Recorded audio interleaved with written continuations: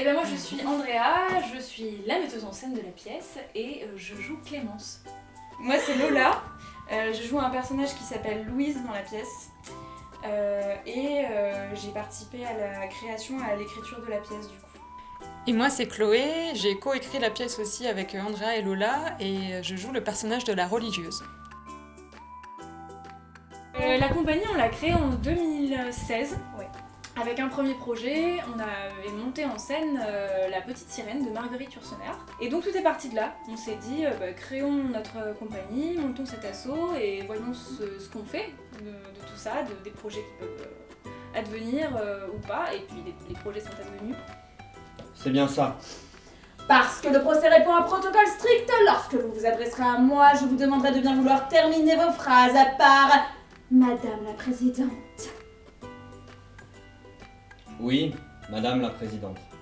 Bien, vous pouvez vous asseoir.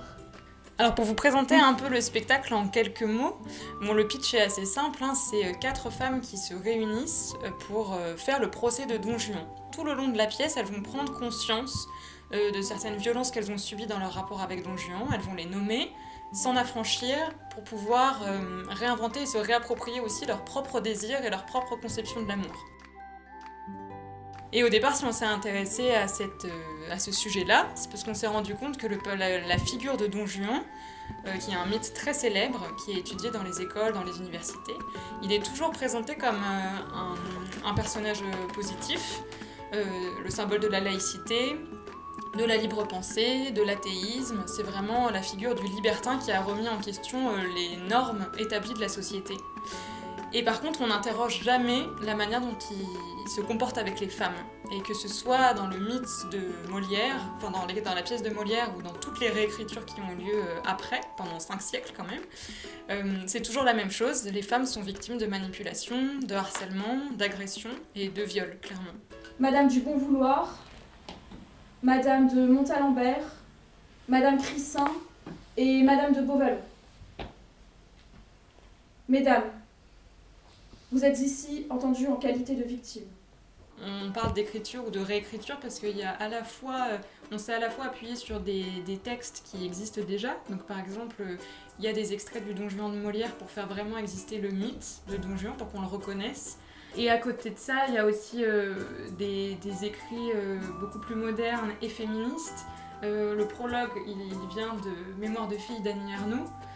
Dans le premier acte aussi, il y a un autre passage de Mémoires de fille. À un autre moment, on parle d'Audre Lorde, on cite Audre Lorde. Et après, on a écrit nous-mêmes. Voilà, on a des passages vraiment qu'on a écrits à 3, qu'on a mis en commun. Quand on a écrit le procès, on s'est beaucoup inspiré de vrais procès qui se sont déroulés. On s'est inspiré de ce qu'on a pu entendre de phrases dans les médias, etc. Donc des vraies choses qui ont été dites et des choses aussi qu'on nous a répondu, nous, quand on a pu débattre sur des pièces de théâtre ou sur ces questions des violences faites aux femmes. Ça a été un long travail de lecture, de discussion avec tout le monde et entre nous, de savoir vers où on voulait aller. Et voilà, ça a été un travail collectif et à partir de toutes ces lectures qui sont aussi des lectures du mythe de l'écriture de Don Juan et des lectures théoriques féministes qu'on a faites entre nous, on s'est mis à écrire et à créer quoi. On a beaucoup discuté aussi de nos parcours personnels, de notre intimité aussi, parce que cette pièce elle part aussi de ça, de ce que nous on a pu vivre aussi en tant que femmes. C'est le procès de Don Juan, mais c'est surtout pour nous une pièce qui empouvoir les femmes. En fait, c'est faire le procès de Don Juan. Pour nous, ça va avec le fait de reprendre le pouvoir sur scène, de se réapproprier nos désirs, nos visions du monde, nos points de vue, nos paroles, nos corps, etc. Donc il y a aussi ça dans notre pièce, il y a cette expérience-là. Oui, et puis mine de rien, je voulais revenir aussi sur le fait qu'on s'est quand même assez inspiré d'une pièce, quand même, mine de rien, qui est La Nuit de Valogne d'Éric Emmanuel Schmitt, qui est quand même une des pièces qui essaye de mettre en scène le procès de Don Juan et qui n'y parvient pas, parce qu'il fait encore des femmes, des espèces d'hystériques, j'utilise le terme entre guillemets, mais c'est vraiment ça, qui n'ont aucune conscience, qui sont vraiment chosifiées. Il met en scène en plus un viol, enfin c'est quand même quelque chose d'assez... Cette pièce est quand même assez problématique. Oui, et surtout dans cette pièce-là, ce qui nous a posé énormément de problèmes, c'est que le comportement de Don Juan est expliqué, il est pardonné, et ce qui est extrêmement problématique, c'est qu'on justifie son comportement avec les femmes en disant qu'il est homosexuel et qu'il l'a jamais assumé, et que voilà, il aurait donc conquis femme après femme dans la recherche d'un amour qu'il n'aurait pas pu recevoir des femmes par nature, et que c'est pour ça qu'il se serait comporté comme ça avec elles. Donc c'est très problématique d'utiliser et d'instrumentaliser l'homosexualité pour défendre des agressions sexuelles. Pruderie, il faut l'avoir bien cherché. Et voilà. Voyez, après chaque atrocité, on peut être sûr d'entendre les excuses habituelles. Ça ne s'est jamais produit. La victime ment. La victime exagère. La victime l'a cherché. Voilà, montrer Don Juan, c'est aussi une manière de montrer qu'on arrive toutes dans une situation d'aliénation, on n'est pas émancipé comme ça, et qu'il y a un temps aussi de discussion, de prise de conscience, et c'est ce qu'on veut aussi montrer dans ce spectacle. On part d'une situation d'aliénation, mais on s'en affranchit et c'est possible en fait. Et je pense qu'il y a un vrai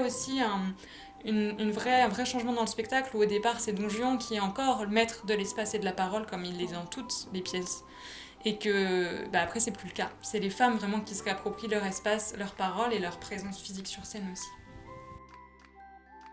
Voilà, on parle beaucoup d'agression, de violence, mais ce spectacle est très drôle parce qu'on traite aussi tout ça avec humour, ce qui nous permet aussi Parce que l'humour dans notre pièce permet aussi de court-circuiter les tentatives et les stratégies de Don Juan, et c'est aussi une manière pour nous de prendre de la distance avec ce qu'on raconte et de pas violenter les personnes qui ont peut-être vécu la même chose dans le public. Donc, on rigole beaucoup. On est sur Facebook, on a une page qui s'appelle La Compagnie de la Botte d'Or. Et depuis récemment, on est aussi sur Instagram. Voilà, et puis sinon, on jouera aussi au Théâtre National Populaire en 2023. Au Célestin en Au 2025. Théâtre de l'Odéon également en 2026. Et à la Comédie Française en 2028. Voilà.